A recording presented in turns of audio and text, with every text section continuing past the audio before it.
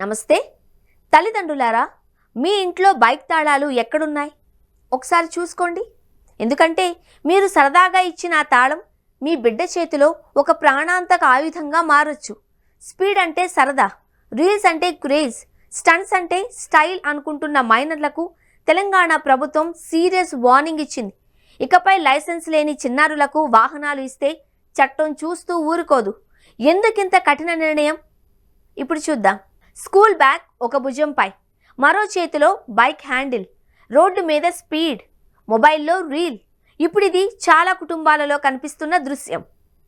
కానీ ఈ ఒక్క అలవాటు ఒక్క కుటుంబాన్నే కాదు, ఎదురుగా వస్తున్న మరో కుటుంబ జీవితాన్ని ఛిద్రం చేయగలదు. డ్రైవింగ్ ఇది ఆట కాదు, బాధ్యత. వాహనం ఇది బొమ్మ కాదు, ప్రాణాలతో ముడిపడిన యంత్రం. అందుకే లైసెన్స్ లేకుండా, చట్టబద్ధమైన వయసు రాకముందే రోడ్డెక్కడం ప్రమాదకరం. ఈ నేపథ్యంలోనే తెలంగాణ రవాణా శాఖ స్పష్టంగా హెచ్చరించింది. మైనర్లకు వాహనాలు ఇవ్వద్దు, ఇచ్చినా చట్టపరమైన చర్యలు తప్పవు. మా అబ్బాయి బాగా డ్రైవ్ చేస్తాడు, మా అమ్మాయి చాలా జాగ్రత్తగా నడుపుతుంది, ఇలాంటి మాటలు ప్రమాదం జరిగే వరకు మాత్రమే.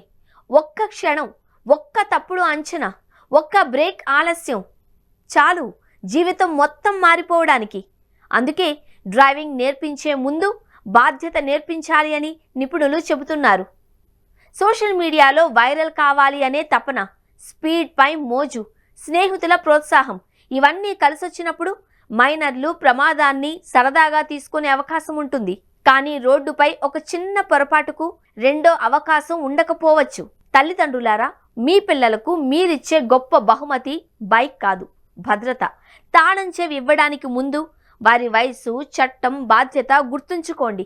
ఎందుకంటే స్పీడ్ను ఒక్క క్షణం ఆస్వాదించవచ్చు, కానీ ప్రమాదం జీవితాంతం వెంటాడుతుంది. జాగ్రత్తగా ఉండండి, మీ పిల్లలను జాగ్రత్తగా ఉంచండి.